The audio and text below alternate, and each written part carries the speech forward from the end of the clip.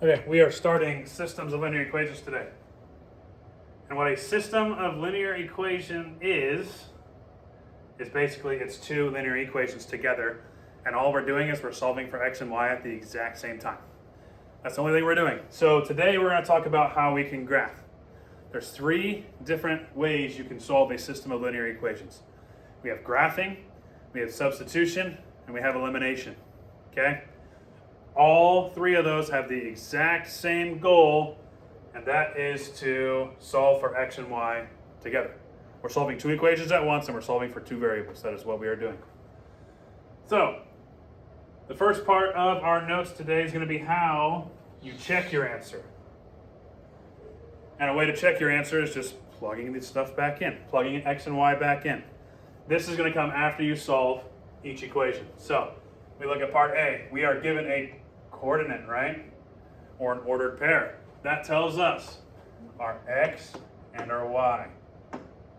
So to check to make sure that this x and this y all work together, all we have to do is plug our x and y into our original equation.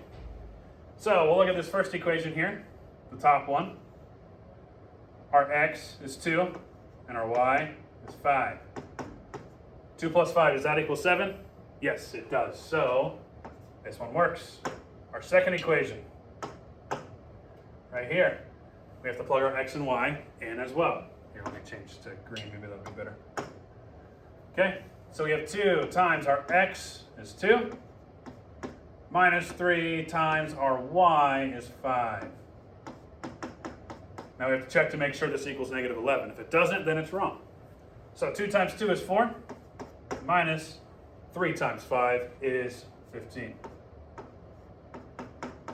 Now, 4 minus 15, does it equal negative 11? Yes, it does. It works. So therefore, we know that both equations work. So our answer is yes. If one or both of them do not work, our answer is always no. Because, again, like I said, a system of a linear equation, which is what we're doing, we have to solve for x and y for both the equations at the same time. So if we can't solve for x and y, it's not going to work, right? So we look at part B. We're going to do the exact same thing, except both of these are in slope-intercept form instead of standard form. So we will look at this first equation. We know we have our x and y again. Our y is 0, so we're going to start with that. We plug 0 in for y. 0 equals negative 2 times our x is negative 2. And I can't forget about our minus 4. Negative 2 times a negative 2 is going to be a positive 4. And 4 minus 4, does that equal 0? Yes, it does. We know our first equation is a solution. Okay. Now we'll look at our second equation here. Again, we plug 0 in for y. Equals, we're plugging negative 2 in for x. Negative 2 plus 4, does that equal 0? No, it does not. So therefore, since one of our equations does not work, our answer is no. Okay, go ahead and try the monitoring progress down here. Pause the video. Try it out. Okay, hopefully you are done with the monitoring progress.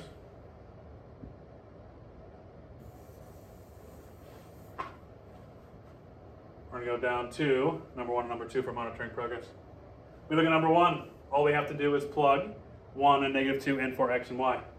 We look at our first one. 2 times our x is 1 plus or minus 2. 2 times 1 is 2. 2 minus 2, does that equal 0? Yes, it does. The first one is a solution. Now the second one. We have a negative in front of that x, so we need to start it this way. A negative in front. Then we plug our 1 in. Plus 2 times our y is a negative 2. Now we have to check. Is it going to equal 5? Well, 2 times a negative 2 is a negative 4. We have a negative 1 plus a negative 4. Now it does equal 5, but it equals a negative 5 instead. So the second one is not a solution. Our answer is no. Okay, let's look at number 2. We're plugging 1 and 4 in for x and y. in this equation here. So we plug 1 in for x, and we plug 4 in for y. So we have 3 times 1 plus 1, but it equals our y, which is 4. So negative 3 times 1 is a negative 3. We bring our plus 1 down. Now, is this going to be a solution? Negative 3 plus 1 is not 4, so the first one doesn't work. And the great news is, if the first one doesn't work, you don't have to do the second one because they both have to work, right? So our answer is no. You don't have to worry about the second one. Okay, if you have questions, please email me or talk to me in class. But that part should be pretty easy for you. Okay, we're moving on down. This is the first method on how to solve these systems of linear equations. So we just went over how you can use your answer and check to see if it works. Now we're going to figure out how to get to the answer, and the first method is graphing. The good thing is, if you remember what we did last semester, you should know how to graph these equations already. We look at the first equation. We have a y-intercept of 5, so we go up to 5. Okay? And our slope is always attached to the x, because remember, slope-intercept form is y equals mx plus b. M is our slope, b is our y-intercept, right?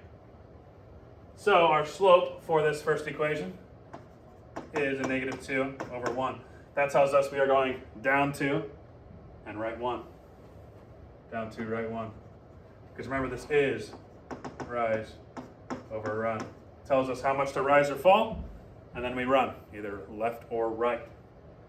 Okay, we'll look at our second equation here. Our y-intercept is a negative 1, so that's where we start, negative 1 on the y-axis. Because remember, the y-intercept is where a line crosses the y-axis, right?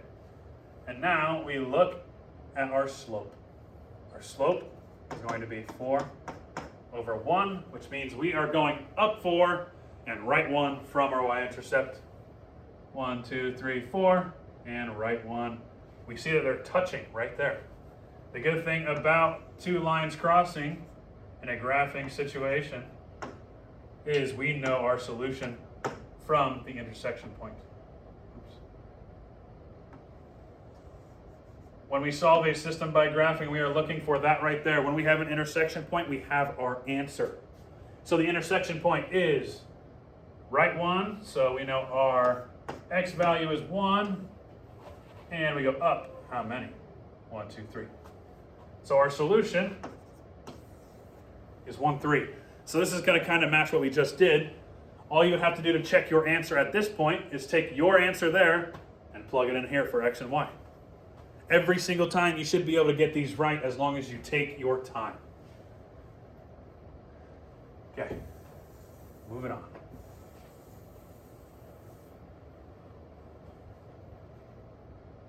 We look at monitoring progress too. Go ahead and pause the video. Try to do it on your own and we'll go over it together.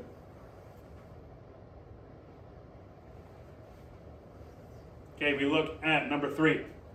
Let's graph it, because we know we have a coordinate grid here and it's going to be really easy to graph when we have both of our equations in slope-intercept form already.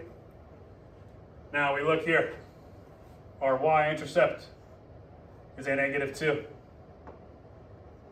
Our slope, x is always 1. So it's 1 over 1.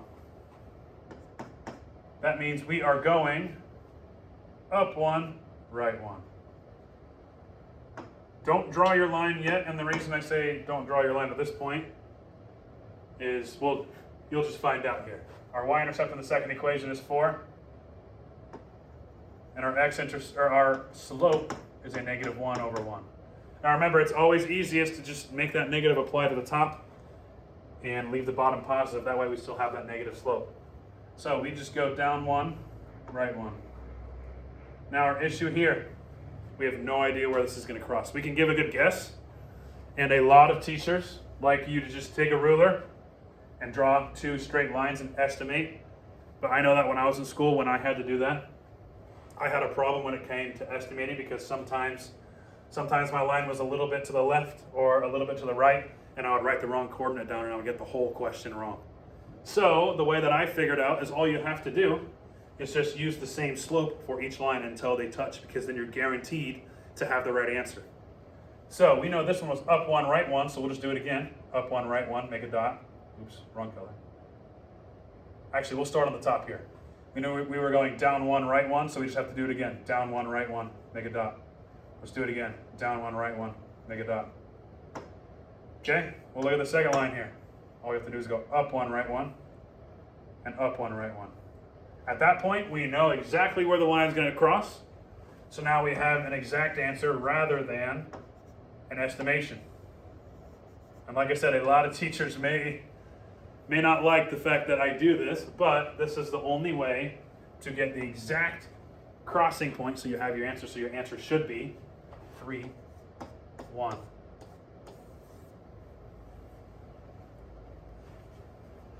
Okay, the number 4 was a little bit more challenging than number 3. The good news is, number 3, if you were paying attention last semester, you probably already know how to do that. Just use that same slope multiple times until you get what you want.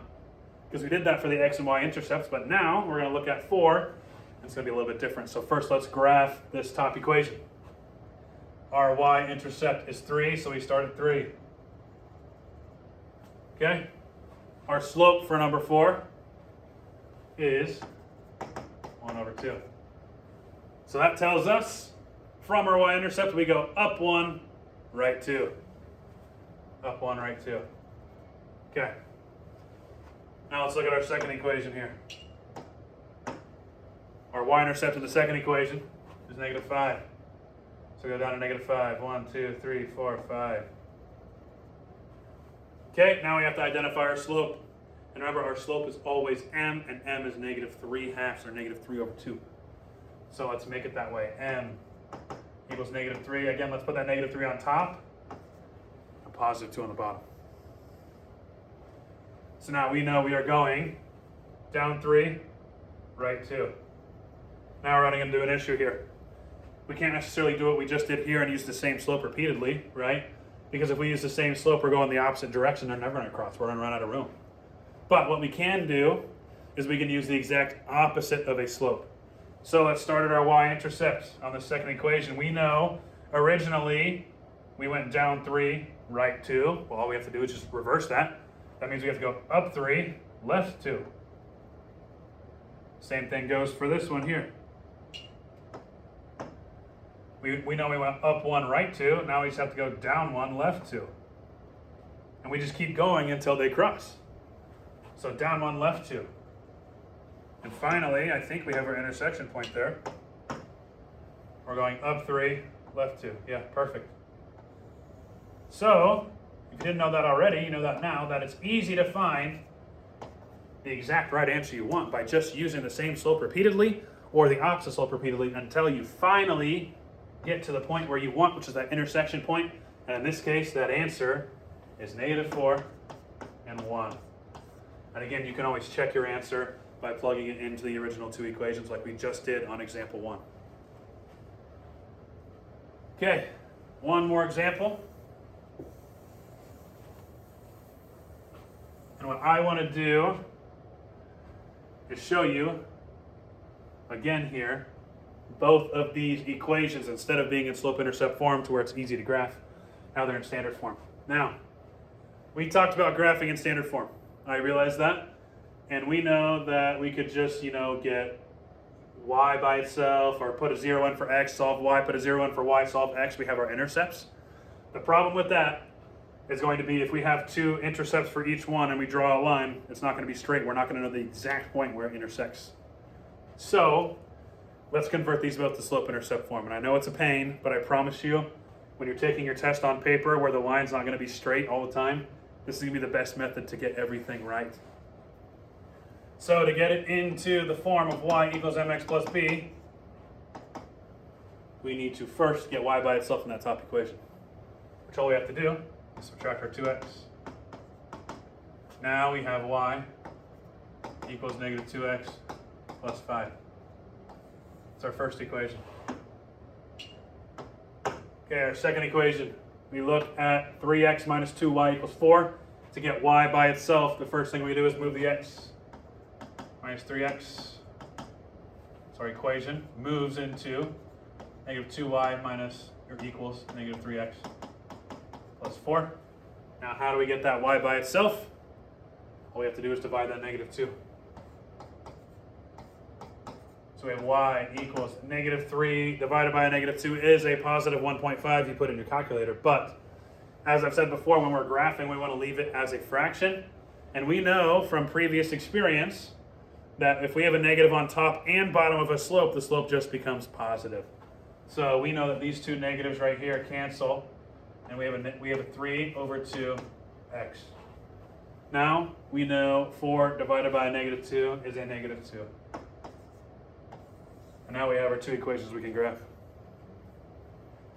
So go ahead and graph these two equations. You should be able to get an answer pretty easily, as long as you took the rest of this lesson seriously.